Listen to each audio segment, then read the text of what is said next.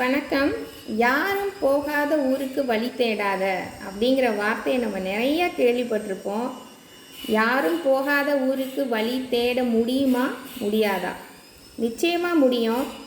சமீபத்தில் என்னை மீட் பண்ண அந்த நபர், அவரோட மிகப்பெரிய வருத்தமே இதுதான். அவர் என்ன தான் லைஃப்பில் டிஃப்ரெண்ட்டாக, யுனிக்காக ஏதாவது ஒரு விஷயத்தில் நம்ம சாதிச்சே ஆகணும் அப்படின்னு சொல்லி அதுக்காக அவர் என்ன தான் ஹார்ட் ஒர்க் பண்ணால் கூட சுற்றி இருக்கிறவங்க சிம்பிளாக ஒரே ஒரு வார்த்தை சொல்லிடுறாங்க, ஏண்டா போகாத ஊருக்கு வழி தேடிக்கிட்டு இருக்க அப்படின்னு.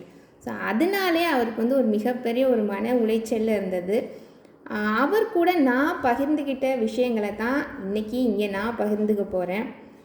பொதுவாக ட்ராவல் பண்ணும்போது பார்த்திங்கன்னா பெரிய லேண்ட்ஸ்கேப்பிங்காக இருக்கட்டும், அல்லது ட்ரெக் போகும்போது பார்த்திங்கன்னா அந்த மலை குன்றுகளாக இருக்கட்டும், ஒரு சின்ன நூலளவு வழித்தடங்கள் நம்ம கண்ணில் தெரியும்.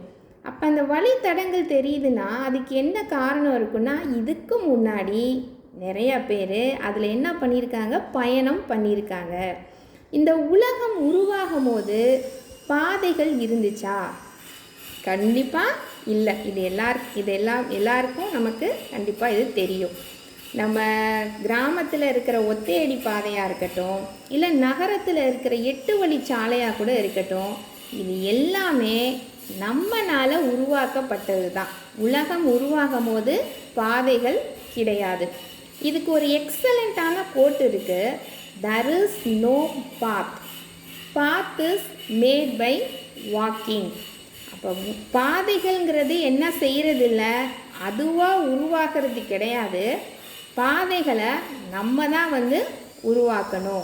ஸோ இதே மாதிரி தான் யாருமே செய்யாத ஒரு விஷயத்தை நான் செய்யணும், யாருமே பண்ணாத ஒரு சாதனையை நான் பண்ணணுங்கிற எண்ணம் நம்மளில் நிறையா பேருக்கு இருக்குது. அது கண்டிப்பாக தப்பான ஒரு விஷயம் கிடையாது.